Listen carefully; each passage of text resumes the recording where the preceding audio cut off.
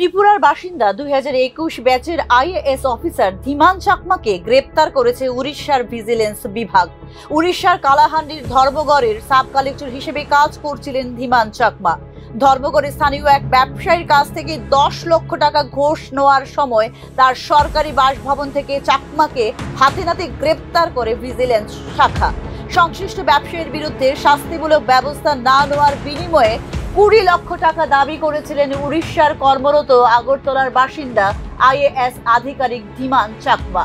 ব্যবসায়ীদের পক্ষ থেকে সুস্পষ্ট অভিযোগ পাওয়ার পরে তার বিরুদ্ধে তদন্ত শুরু করে তাকে হাতে নাতে গ্রেপ্তার করে ভিজিলেন্স শাখা। পুলিশের দেওয়া বক্তব্য অনুযায়ী সংশ্লিষ্ট ব্যবসায়ীকে তার বাসভবনে আমন্ত্রণ জানিয়েছিলেন ধীমান চাকমা, যেখানে তিনি ঘোষের প্রথম কিস্তি গ্রহণ করেছিলেন, যার মধ্যে ছিল 100 এর নোটের 26টি বান্ডিল।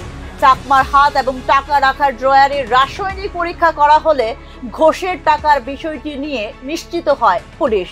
গ্রেপ্তারের পর চাকমার সরকারি বাসভবনে পুঙ্খানুপুঙ্খ তল্লাশি চালানো হয়, যেখানে উদ্ধার করা হয় আরও 47 লক্ষ নগদ টাকা। ভিজিলেন্স সেলের পিএস কেস নম্বর 6/2025 অধীনে একটি মামলা দায়ের করা হয়েছে ধীমান চাকমার বিরুদ্ধে।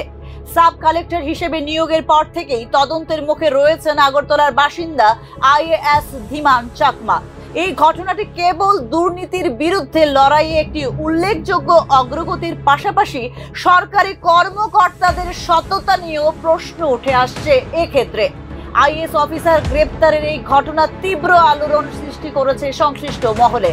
তবে দুর্নীতি মোকাবেলা এবং আইন সমুন্নত রাখার জন্য তাদের দৃঢ় সংকল্প পুনর্ব্যক্ত করেছে ভিজিলেন্স বিভাগ। এদিকে ইতিমধ্যেই ত্রিপুরা রাজ্য প্রশাসনের কাছে বিষয়টি নিয়ে বিস্তারিত তথ্য পাঠাতে শুরু করে দিয়েছে উড়িষ্যা সরকার। উল্লেখ করা যেতে পারে 2023 সালের ডিসেম্বর মাসে আইএএস এর দ্বিতীয় ধাপের প্রশিক্ষণ সম্পন্ন করেছিলেন Dhiman Chakma. Bureau report, news নাও।